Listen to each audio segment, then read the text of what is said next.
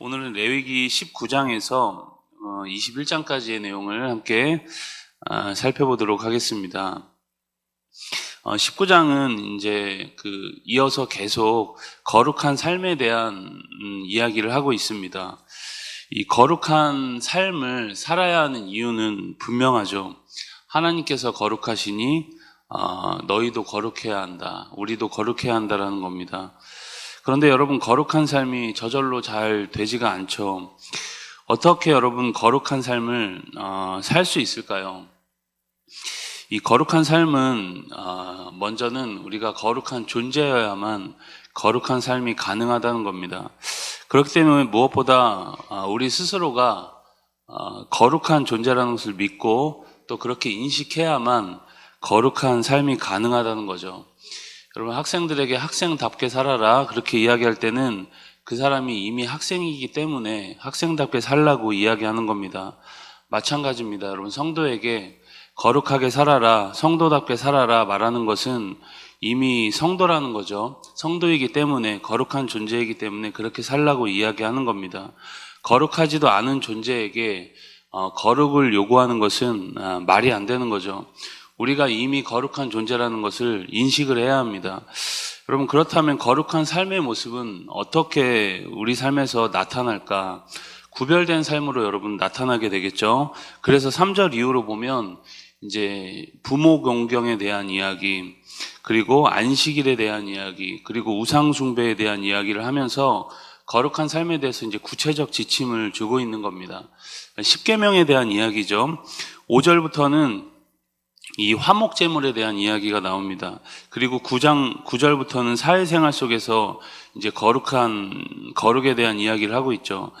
우리가 거룩이라고 하면 굉장히 막연하기도 하고 굉장히 거창한 것으로 생각할 수 있는데 우리가 실생활에서 아주 흔하게 접할 수 있는 내용들입니다. 9절에서 10절에 보면 곡식 거둘 때나 포도 열매를 수확할 때 다 거두지 말고 떨어진 이삭도 이제 다 줍지 말라 그렇게 이야기를 하고 있죠.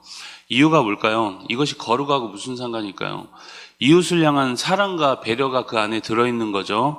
당시 소외계층들과 가난한 이들, 그리고 이 나그네들을 위한 배려라는 겁니다. 사실 거룩이 여러분 굉장한 것이 아니라 삶의 자리에서 하나님이 말씀하신 뜻을 실천하는 것이 바로 거룩이라는 거죠.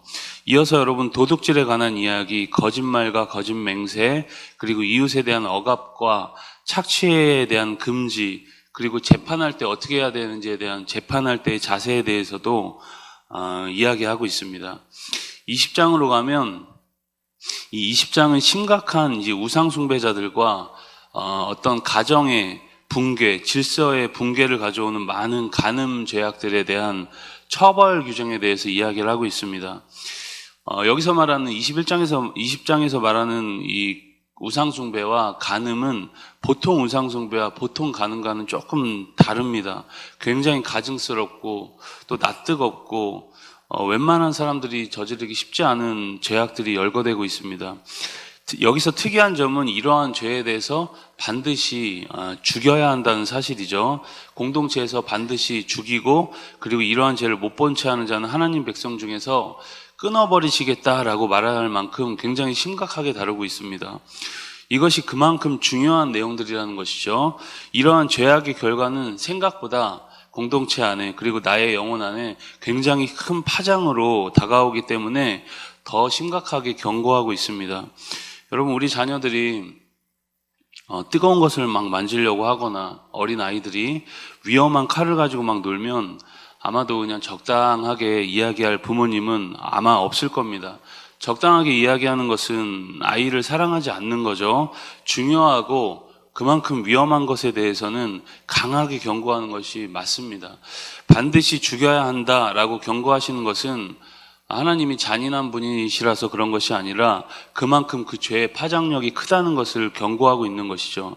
이렇게 하나님은 구원한 백성들이시지만 그들의 죄악 때문에, 죄성 때문에 여전히 남아있는 이 죄악의 잔재들 때문에 율법들을 주시고, 그리고 처벌하는 방식을 통해서 공동체의 죄악을 제어해 나가십니다. 때로는 이러한 방식이 굉장히 무식해 보이기도 하고, 한편으로는 인간의 이 죄가 얼마나 통제받기 어려운지를 보여주는 내용들이 이 말씀 속에서 우리는 경험되어집니다.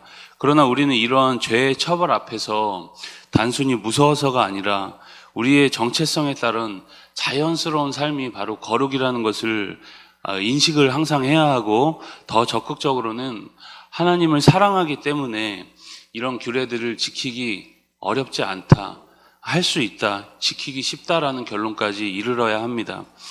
21장은 이 제사장과 이제 대제사장의 성결에 대한 규례들을 이야기하고 있습니다. 1절부터 9절까지는 이 그냥 일반 제사장과 그 제사장 가정의 성결에 대한 이야기고, 10절부터 15절까지는 이제 대제사장에 대한 규례, 성결 규례, 그리고 16절부터 24절은 이 제사장의 신체 조건에 대한 규례를 이야기하고 있습니다. 1절에 보면 제사장이 이제 시체를 만지는 것에 대한 금지를 하고 있죠. 그런데 예외가 있습니다. 가족들의 시체는 괜찮다는 겁니다. 그만큼 여러분, 하나님께서 이 가족이라는 공동체를 굉장히 중요하게 여기신다는 거죠. 여러분, 우리가 살다 보면 가족이라는 존재가 굉장히 때로는 밉기도 하고, 또 관계가 어려워도 뗄래야 뗄 수 없는 존재이기도 하고, 삶에 있어서 가장 무겁고 또 부담되는 존재들이 바로, 좋으면서도 어려운 것들이 바로 가족들입니다. 여러분, 오늘날 이 가족에 대한 책임감과 또 공동체 의식이 많이 후퇴된 시대에 살고 있습니다. 그러나 여러분, 여전히 분명한 건 가족은 하나님이 우리에게 주신 가장 소중한 존재들이라는 것이죠. 그래서 바울도 말하기를 가족과 친족을 돌보지 않는 자는 불신자보다 악하다, 그렇게 이야기를 합니다. 여러분, 참 힘들고 어렵지만 그래도 가족들이라는 존재를 우리 위해서 계속 기도하고 그들을 물심양면으로 돌보는 일에 항상 힘써야 한다는 것입니다. 그런데 여러분, 특이하게도 이 가족의 시체를 만지는 일이 이 제사장에게는 예외적으로 허용이 되지만, 11절에 보면 대제사장은 가족들의 시체도 만질 수 없었습니다. 하나님께서는 또 제사장과 대제사장에게는 약간 이 거룩에 대한 조금 더 엄격한 거룩을 요구하고 있죠. 그만큼 이 대제사장의 자리가 무겁다는 겁니다. 모두에게 똑같은 하나님이 거룩을 똑같이 요구하시는 것이 아니라는 거죠. 여러분, 교회에서 리더가 되고 또 직분을 맡으면 너무 우리가 무겁게 생각하는 것도 안 되지만, 반대로 너무 가볍게 생각하는 것도 문제가 될 수 있습니다. 거룩한 부담을 우리가 적당히 가질 수밖에 없겠죠. 많이 맡긴 자에게는 하나님께서 많이 요구하시고, 그만큼 책임 있는 자리에 있는 교회 지도자들에게는 그만큼 더 높은 도덕성과 거룩을 요구하신다는 겁니다. 하나님은 많이 주시고 또 많이 은혜를 경험케 하시고 더 책임 있는 직분을 맡기실 때는 우리에게 그만큼 또 더 큰 지경을 요구하신다는 거죠. 여러분, 우리도 그렇습니다. 교회에 막 금방 들어온 새신자들에게는 뭐 그냥 무조건 칭찬하고 좋아해주고 사랑해주지만, 조금 알만한 위치에 올라온 사람에게는 우리가 무조건 그렇게 대할 수는 없겠죠. 하나님이 우리를 대하는 방식도 이와 비슷하다는 겁니다. 여러분, 우리가 이러한 사실들을 기억하면서 하나님이 나를 오늘도 특별히 충성되이 여겨주셔서 많은 일들을 맡겨주시고, 오늘도 나에게 조금 다소 무거워 보이는 거룩을 요구하시는구나 라고 생각하시면서 오늘도 하나님 앞에 믿음으로 잘 반응하는 은혜가 있기를 주님의 이름으로 축복합니다. 우리 레위기 19장에서 21장까지의 말씀을 경청합니다.